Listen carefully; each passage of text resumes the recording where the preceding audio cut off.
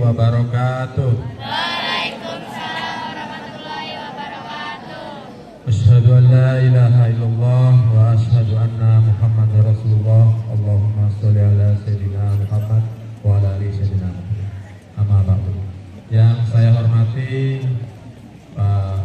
Pak Ustadz ya, guru ngaji nih Bapak. Jadi Bapak menjulukan Pak Ustadz. Bapak pernah mondok nih Al-Amin, Batang tahun di Pati 2012-2016. Oh, wis tua ke mondok. Yang saya hormati Bapak Ibu guru, staf TU, santriwan, santriwati Nesaga yang Bapak cintai. Nah, puji syukur alhamdulillah hari ini kita masih bisa melaksanakan satu rangkaian kegiatan penting dalam sejarah Islam, yakni peringatan Hari Besar Islam Maulid Nabi, yang insya Allah nanti akan disampaikan materi yang padat singkat oleh Bapak Kiai Haji Satori. Kenal ya? Sing di deh. Di tempat, jadi wong dewek ya, orang sendiri. Ya.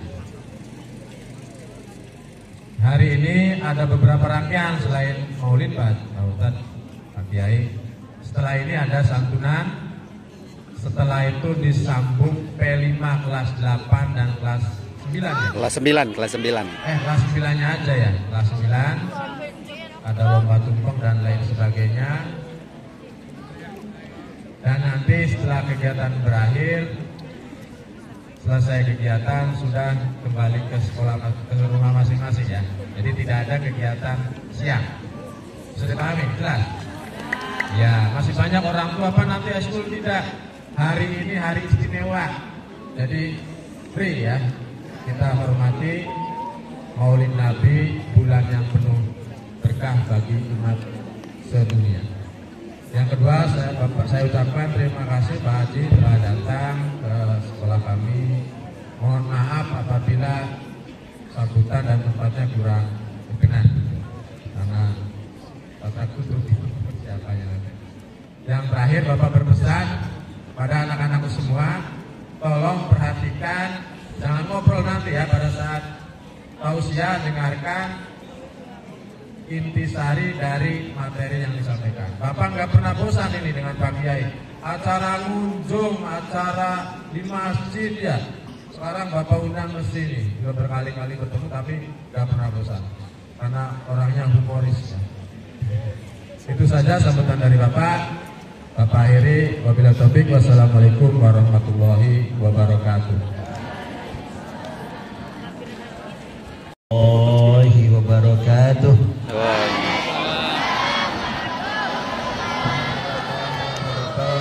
Bismillah, alhamdulillah, wassalatu wassalamu ala rasulullah wa ala alihi wa ashabihi wa mawalah, amma ba'd.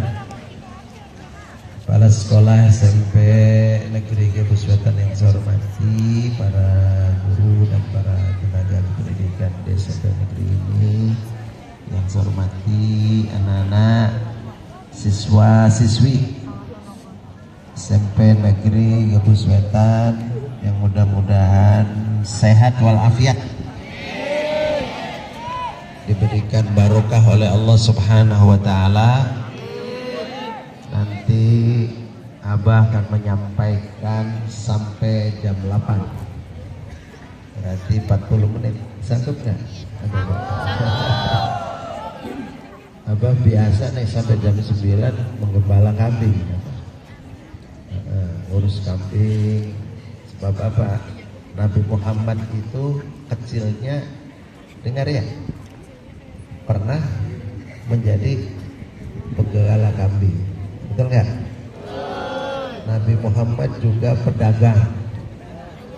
Nabi Muhammad juga sampai sekarang para muktamirin itu orang-orang umroh, orang-orang haji selalu mengunjungi kebun kurma beliau. Berarti Nabi Muhammad itu petani. Nabi Muhammad peternak, Nabi Muhammad pedagang, Nabi Muhammad juga petani, Nabi Muhammad juga pemimpin negara Arab. Berarti Nabi Muhammad rajin apa malas? Rajin apa males? Anak-anak sekalian harus rajin. Karena itu dalam rangka memperingati Maulid Nabi, Abah akan kasih judul pengajiannya. Pengajiannya hari ini, pagi ini judulnya meningkatkan kecintaan umat Islam terhadap ajaran-ajaran agama Islam. Judulnya meningkatkan kecintaan umat Islam terhadap ajaran agama Islam. Ajaran Islam itu syahadat, sholat, zakat, puasa, haji. Kira-kira ada nggak orang yang tidak cinta terhadap syahadat, sholat, zakat, puasa, haji? Ada nggak? Banyak itu. Masjid tinggi-tinggi, musola di mana-mana ada. Itu ramainya cuma maghrib saja sama isya. Udah kepokok tambah nganggur kok. Kalau siang banyak nggak masjid yang kosong tuh? Kenapa? Kurang cinta. Padahal kata Allah, walaqad dzara'na li jahannama katsiran minal jinni wal insi lahum qulubun la yafqahuna biha wa lahum a'yunun la yubsiruna biha wa lahum adhanun la yasma'una biha ulaika kal an'am bal hum adall ulaika humul orang-orang yang semacam itu adalah orang-orang yang tersesat sesungguhnya. Ghafilun, orang-orang yang lupa diri. Neraka nanti diisi oleh golongan jin, manusia, nggak usah mikir jin yang mana. Tapi yang kita pikir manusia yang mana, mudah-mudahan bukan kita sekalian. Amin. Siapa mereka? Mereka yang dikasih mata, dikasih telinga, dikasih semuanya gitu kan. Tapi la yafqahuna biha, la yubsiruna biha, tidak untuk melihat tanda-tanda keagungan Allah, tidak untuk mendengarkan bacaan-bacaan Al-Quran. Kata Allah, ulaika kal an'am. Mereka yang begitu tuh, yang matanya enggak bersyukur, telinganya enggak bersyukur. Kal an'am. Mereka itu kata Allah kayak binatang. Yang kamu tahu binatang apa? Apa? Hah? Kambing ya. Sapi. Kalau dipendungi sama orang, kasihan nggak? Kasihan nggak? Kenapa nggak dipendungi? Kurang ajar dia, wedus. Makan tanam-tanaman masih dibela. Pasti dibela. Kenapa dibela? Wah, arane gak wedus wah. Gitu kan? Dibela nggak? Segitu jahatnya masih dibela. Sekarang ada manusia, kamu sering lihat di medsos, ada orang tua memperkosa anaknya. Betul nggak? Ada geng motor lalu kemudian apa namanya? Mengganggu orang-orang, lalu dikeroyok. Kasihan nggak? Kasihan nggak? Enggak, terus diprakini baik, gitu kan? Jadi masih kasihan kepada kambing, hewan yang nakal daripada kepada manusia yang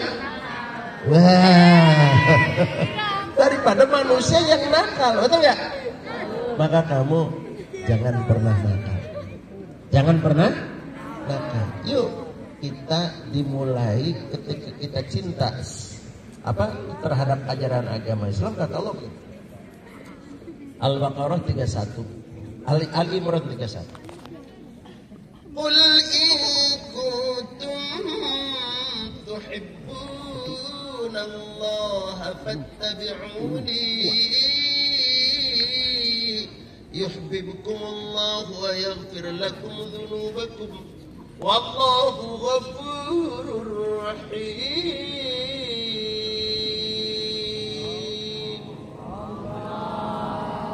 Kata Allah, Qul sampaikan Muhammad kepada umatku, insyaallah kita sekalian jadi umat Rasulullah. Amin. In kuntum tuhibbunallah, kalau manusia itu mengaku mencintai Allah, walaupun bingung kalau mencintai Allah itu caranya seperti apa. Kalau perempuan cinta sama laki-laki jelas laki-lakinya ganteng, akeh duite. Demen kan? Laki-laki mencintai perempuan jelas cantik, beli rewel. Nah sekarang kita mencintai Allah, dilihat nggak kelihatan, diraba tidak teraba, betul nggak? Bagaimana caranya? Muhammad, umatmu bingung bagaimana mencintai Allah. Sampaikan kepada mereka. Gimana? Qul in kuntum tuhibbunallaha fattabi'uni.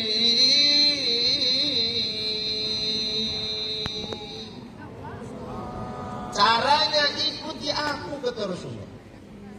Ikuti aku, ikuti syariat-syariat ajaran agama Islam. Nah, yang penting aja untuk bekal kamu sekalian. Mengikuti ajaran Rasulullah, pondasinya lihat. Anak-anak sekalian, diraba oleh kamu sekalian, pada manusia itu ada 3 rongga. Apa rongga? Mulut bukan rongga. Perut. Rongga perut. 1. Yang kedua rongga dada. Yang ketiga rongga. Tiga-tiganya harus ada isinya. Kenapa rongga? Karena di dalamnya ini lowong, harus diisi. Gitu kan? Makanya ada orang jatuh kepalanya pecah. Kenapa? Ya memang lowong bolong. Gitu kan? Kalau dengkul namanya bukan pecah, remek. Betul nggak? Nah itu anak-anak sekalian.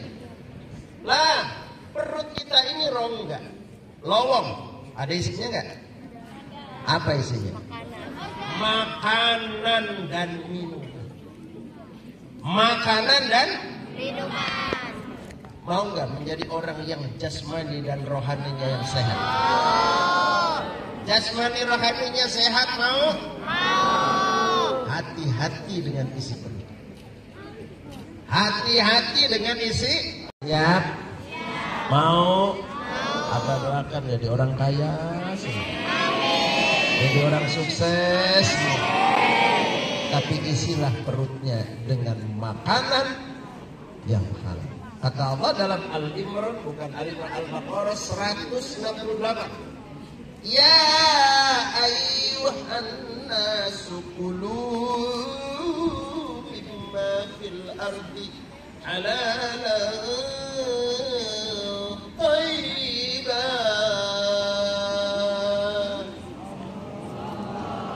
Hai sekalian manusia, kalau mau sehat walafiat, sehat jasmani dan rohani, makanlah. Apa ya Allah yang harus aku makan? Semua memafil ardi, semua yang kamu suka di bumi. Yang penting status makanan itu halalan thayyibah. Halalan thayyibah. Halal itu bersih secara hukum, thayyiban itu bersih secara fisik. Gitu tuh. Insya Allah. Orang zaman sekarang ini nyari sehat jasmani aja susah, anak-anak. Kamu masih sehat, teruskan kira-kira sehatnya. Amin. Kenapa? Kata orang-orang medis, kalau ingin sehat ikuti pola makan sehat. Pola makan sehat ala medis ruwet. Kenapa ruwet? Yang enak-enak juga boleh dimakan. Sate enak gak? Dengar gak? Ada gak orang yang tidak mau makan sate? Banyak. Nah apa katanya? Gak makan. Darah tinggi. Darah tinggi. Lah cemilannya apa itu? Emping linjo, kacang gawil. Ada nggak yang nggak mau emping linjo? Bagus. Ada? Apa tuh? Asam. Lah itu sontong cumi-cumi urang ada. Kolesterol. Sate, darah tinggi, emping linjo, asam urat, apa udang cumi-cumi. Kolesterol mati ditembak Belanda beli. Mati nggak makan apa-apa. Betul? Mau nggak kira-kira makan minum semua kayak orang zaman dahulu, makanan minuman makan semuanya tapi sehat saja? Mau? Kata Allah, kulu mimma fil ardi halalan thayyiban. Yang dimakan yang halal dan yang bersih, nggak boleh yang haram. Kalau makanan yang haram, ngolok peduli. Betul nggak? Betul. Kalau makanan yang haram hasil korupsi, hasil racun, punya kita. Itu tuh anak-anak. Jadi mudah-mudahan jadi orang kaya, orang sukses semua. Amin.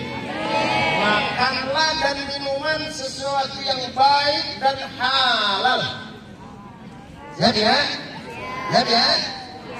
Yang kedua, apakah sudah cukup dengan makanan dan minuman yang halal untuk membangun manusia berjasmani dan rohani yang sehat? Belum. Naik. Kenapa? Kekuatan kesehatan itu, hati-hati dengan kesehatan dan kuat.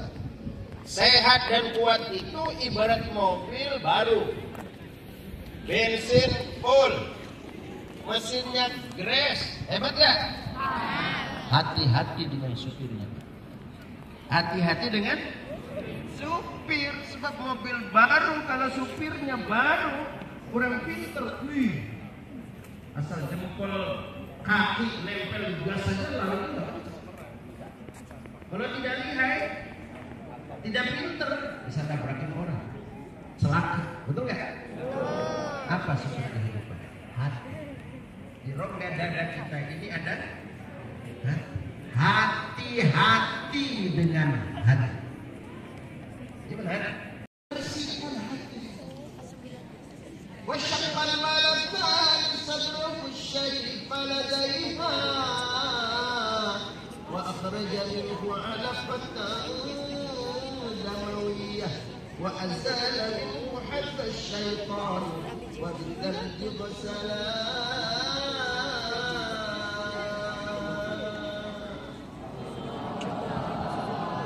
Usia 5 tahun Nabi Muhammad dalam aswad Halimah Sa'diyah datang dua malaikat penjelma dari manusia mengambil Muhammad di bawah.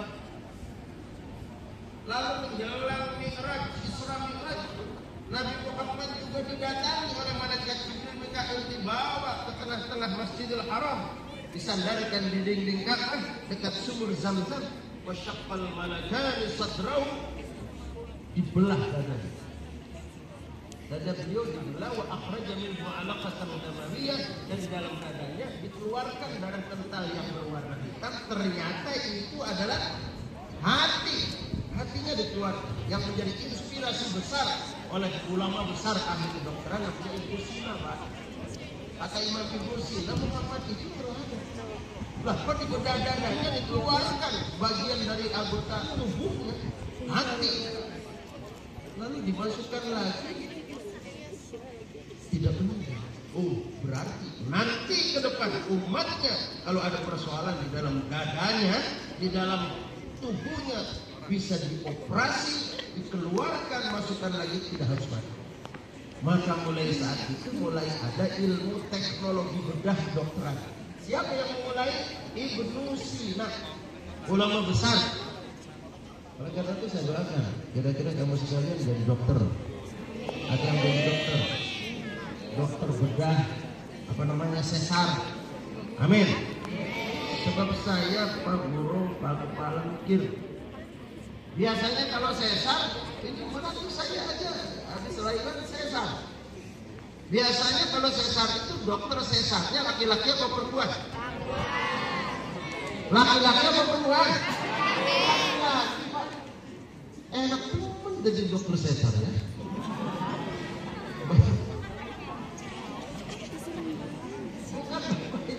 Artinya apa? Berdosa itu. Dosa, Pak. Ya tapi kan, Bang, itu kan darurat sampai kapan? Merdeka sudah 79 tahun, masa sih belum ada dokter perempuan yang bisa jadi dokter sesar? Oh, dia mati, dokter ahli, kamu jadi aku yang mati itu. Nah itu, kira-kira dari SMP Negeri Gamus Wetan ini, Pak Rosidin, kira-kira ada perempuan yang bisa jadi dokter anak, dokter penolong lain. Jadi biar yang mengetahui segala urusan lainnya perempuan, jangan laki-laki aja. perempuan sudah ada jadi tentara, jadi polisi, masa sih jadi dokter Cesar gak bisa? Enak temen lah lanang jadi dokter Cesar. Ya iya, ruang. Wah, apa? Nah, gitu anak sekalian. Siap ya jadi dokter ya? Siap. Nanti spesialis kandungan, sesar.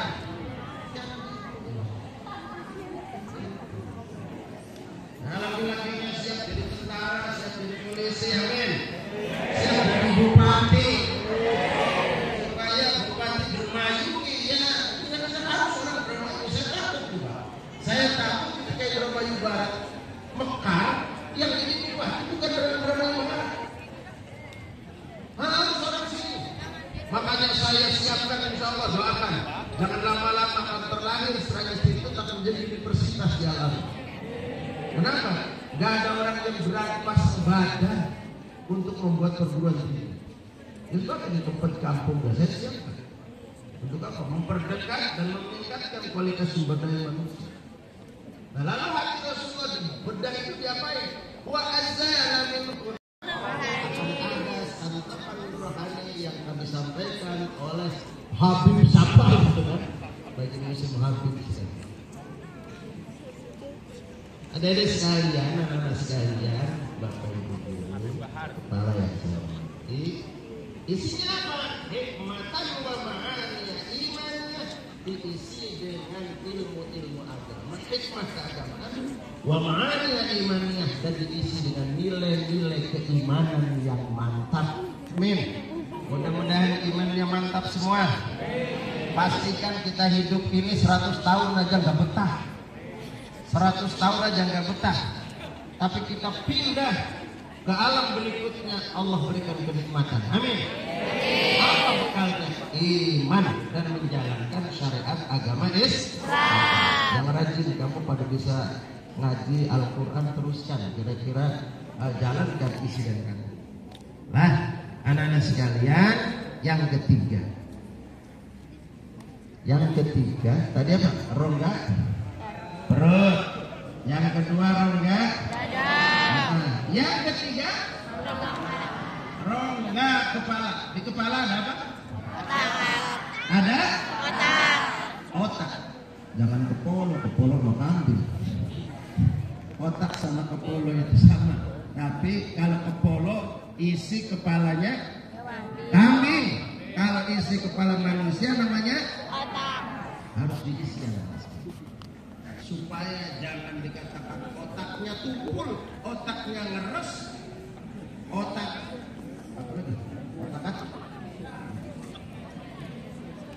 apa isinya? Mau tidak diangkat derajatnya oleh Allah? Derajat dunia akhirat diangkat jadi orang hebat, mau? Yarfa'illahu alladzina amanu minkum walladzina utul ilma darajat.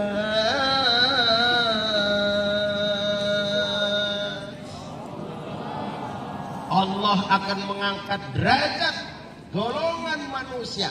Mudah-mudahan kita sekalian golongan yang diangkat derajatnya di dunia akhirat. Amin. Manusia yang seperti apa yang akan diangkat derajatnya oleh Allah? Amanu minkum walladzina utul ilm. Yang akan diangkat derajatnya oleh Allah itu adalah orang-orang yang di dadanya penuh dengan iman, di otaknya penuh dengan ilmu, pengetahuan dan teknologi yang handal. Iman dan ilmu. Iman itu bagus nggak?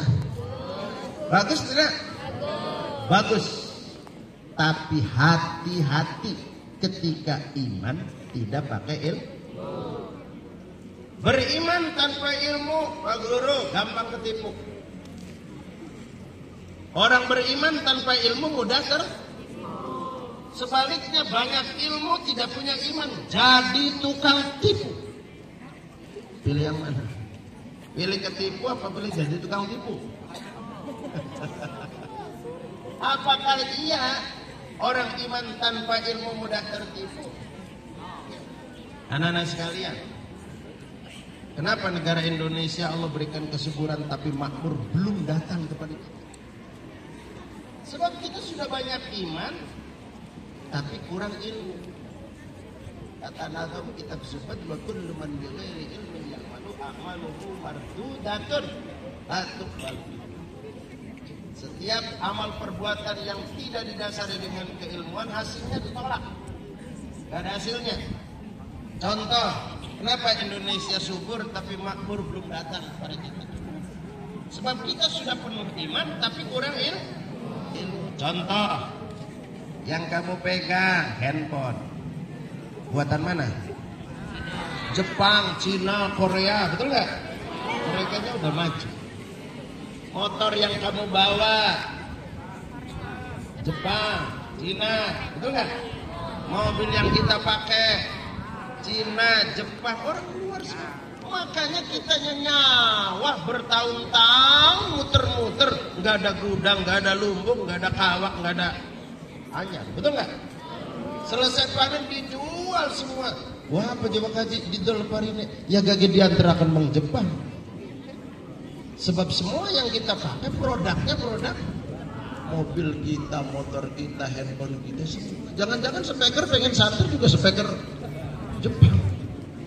Habis lah. Betul nggak? Kenapa? Kitanya kurang pintar, pakai yang pintar-pintar. Amin. Oh, zaman sekarang Pak Kepala, bayangkan lagi zaman apa? Cilik.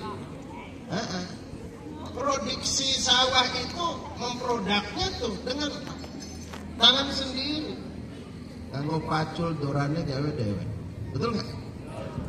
Lalu apa lagi? Kalau derep pakai anian. Sekarang pakai traktor Jepang, derep komben Jepang, semua produk mereka. Makanya gini Pak Kepala Sekolah, coba kalau 17 Agustusan jangan lomba makan kerupuk, jangan lomba apalah lari, lomba gawe gagang pacul. Ini nggak buat sendiri. Sekarang, masya Allah, semuanya serba punya orang luar. Di sini kita dijajah, di sini kita ditipu, sehingga hasil produksi kita habis. Terus makanya Pemda ngomong, Pak Kiai tolonglah doanya MUI segala macam. Masa Indramayu menjadi rakyat miskin ketiga dari bawah dari 27 kabupaten. Sebenarnya harus sadar Indramayu punya apa? Kalau punya petani menjadi lumbung padi nasional akan tertinggal, tidak akan pernah maju. Kalau nggak percaya, sampean punya sawah satu bau harganya 400 juta. Pak Haji Rosidin, berapa kira-kira kalau disewakan? 15 juta. Berarti orang yang punya modal 400 juta satu tahun itu hanya dapat 15 juta dibagi 12 bulan hanya 1.250.000 saja. Ya makanya masih di bawah UMR ya. Makanya masyarakat Indramayu masih wajar kalau menerima neraskin semua. Coba masyarakatnya miskin. Itu anak-anak. Jangan dikira hebat petani.